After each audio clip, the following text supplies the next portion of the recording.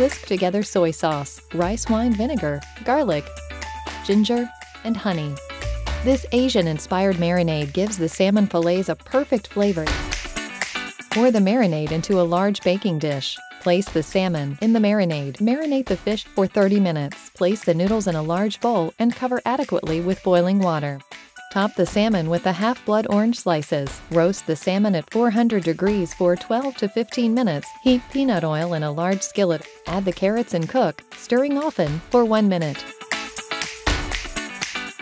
Add the scallions, choy sum, bok choy, and snow peas. Cook, stirring often, for 3 to 4 minutes or until the vegetables are tender.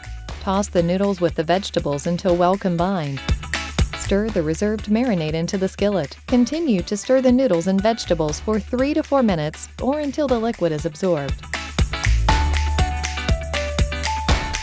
Transfer the noodles and vegetables to a serving platter and sprinkle with toasted sesame seeds.